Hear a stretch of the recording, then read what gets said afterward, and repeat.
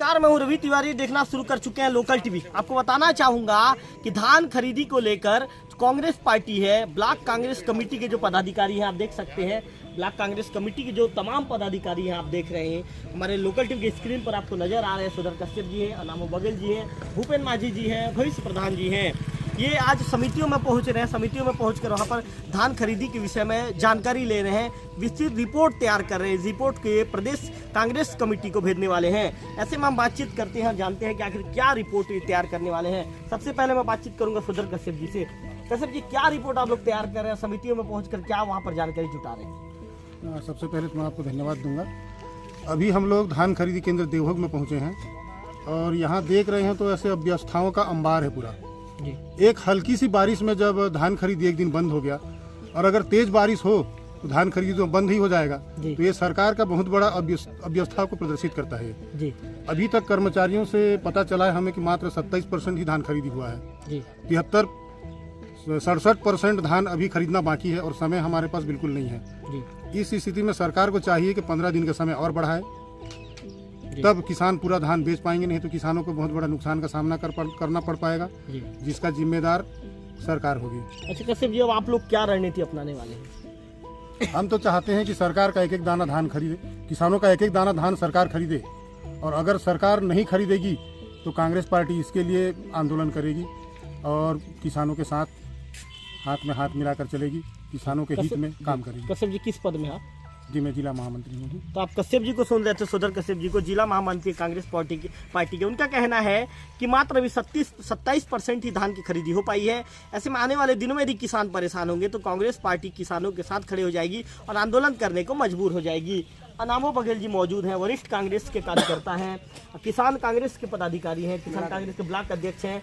अनामो जी, चूंकि किसान कांग्रेस के ब्लॉक अध्यक्ष की जिम्मेदारी आपके कंधे पर है, तो अब किसानों को लेकर अब किस तरह की लड़ाई लड़ने को तैयार है? अब आप क्या करने वाले हैं आगे किसान कांग्रेस की तरफ से? पहले तो मैं आपको धन्यवाद देता हूँ लोकल टीवी को।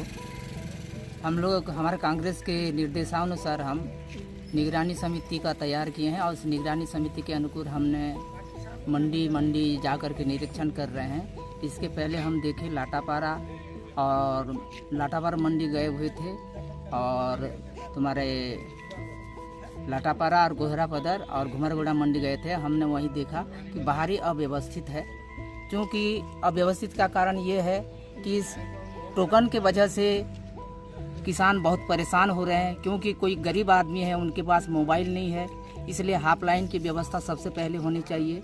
और हम धान का उठाव देख रहे हैं तो प्रोग्रेस ठीक नहीं है। इस प्रोग्रेस ठीक नहीं होने का वजह यह है कि मात्र अभी 34 दिन बचा हुआ है और वहीं टारगेट रखे हैं, कहीं पर 1600, कहीं पर 1900, कहीं पर वो पहले की तुलना में ये बहुत कम है। इससे आभास होता है कि ये भविष्य में किसान धान न बेचें और वंचित हो जाएं। इसलिए तौल की संख्या को बढ़ाया जाए, समय को बढ़ाया जाए और समय पर किसानों को धान की बिक्री हेतु समय पर पर्याप्त समय दे करके उनको समय दे करके धान को खरीदा जाए। तो आप अनामो बघेल जी को सुन रहे थे। इनका कहना है कि धान की खरीदी हो पाए, किसान अपना धान बेच पाए, इसके लिए समय बढ़ाने की मांग अनामो बघेल जी के द्वारा किया जा रहा है।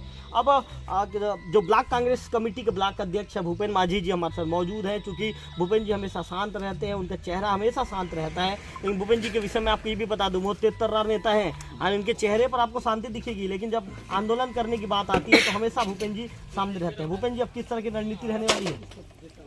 सबसे पहले तो मैं आपको लोकल टीवी को बहुत बहुत धन्यवाद देता हूं। आज हम लोग 3 तारीख से हम पूरे मंडी का दौरा करने के लिए प्रदेश कांग्रेस कमेटी ने निर्णय लिया है।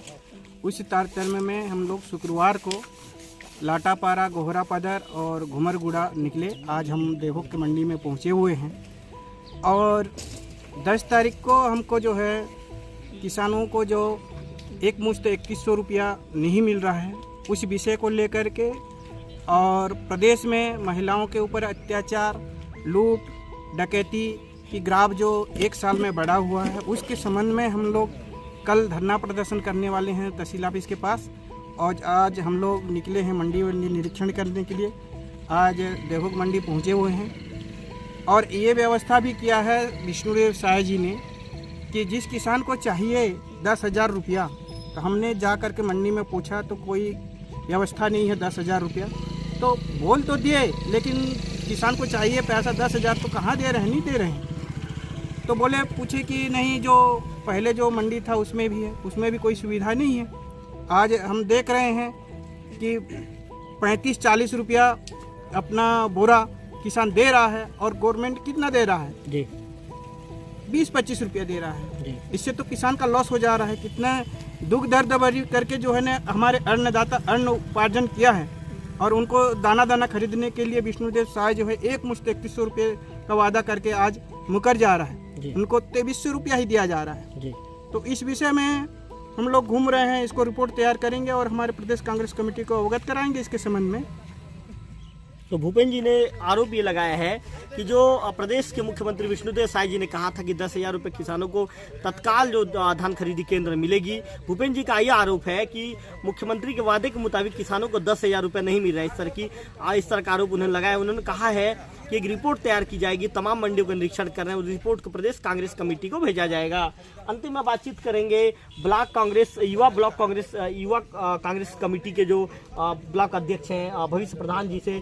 भविष्य प्रधान जी काफी तेजतर्रार नेता हैं और हमेशा से जब भी कांग्रेस पार्टी विपक्ष में रही है, भविष्य जी आगे बढ़ चढ़ कर आंदोलन करते हैं और हमेशा किसानों की आवाज़ बुलंद करते हैं, युवाओं की आवाज़ बुलंद करते हैं। इसीलिए भविष्य जी की लोकप्रियता के चलते आज भविष्य जी को दूसरी बार युवा कांग्रेस जो कमेटी के ब्लॉक अध्यक्ष की जो उनकी जो जिम्मेदारी उन्हें दी गई है, भविष्य जी दूसरी बार युवा कांग्रेस के ब्लॉक अध्यक्ष बने हैं। अच्छा भविष्य जी, क्या कहना चाहेंगे? मंडियों में घूम रहे हैं आप, अपने सीनियर नेताओं के साथ आप भी पहुंचे, क्या कहना चाहेंगे? जी, बहुत बहुत धन्यवाद आपका। जैसा कि अभी हमारे वरिष्ठ नेताओं ने बताया कि यहाँ पे जो है धान खरीदी केवल 27% हुई है, 67% बचा हुआ है और समय भी काफ़ी कम है, केवल 34 दिन बचे हुए हैं। तो उस हिसाब से या तो सरकार को ये टारगेट को बढ़ाना चाहिए कि इतना मानक को और ज़्यादा बढ़ाना चाहिए।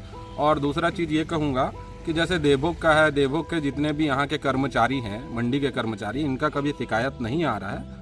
इवन देन हमने किसानों से भी पूछा तो बस यहाँ आके एक ही चीज़ का व्यवस्था देख रहा हूँ मैं कि यहाँ जितना धान स्टॉक हो रहा है उसको उठाने की ज़रूरत है। अगर ये धान ही नहीं उठेगा तो नया धान ये लोग कैसे खरीदेंगे? तो सरकार को इतनी व्यवस्था करके देनी चाहिए कि जितना हो सके ये धान को उठाए, ये करना चाहिए सरकार को। तो मैं आपको बता दूं कि भविष्य जी ने बहुत अच्छी बात ये कही है, जो देवभोग के जो जितने भी कर्मचारी हैं उनका किसी तरह का कोई शिकायत नहीं है। और मैं आपको ये भी बता दूं कि जो हमारे ब्रांच मैनेजर है जिला सहकारी केंद्रीय बैंक के अमर सिंह ध्रुव जी, उनके नेतृत्व में धान खरीदी काफ़ी अच्छी तरीके से हो रही है, किसी भी तरह की अव्यवस्था नहीं है। सभी धान केंद्रों में व्यवस्था बिल्कुल सुचारू तरीके से संपन्न हो रही है। मैं आपको एक चीज़ दिखाना चाहूँगा, विक्की दिखाइए विक्की।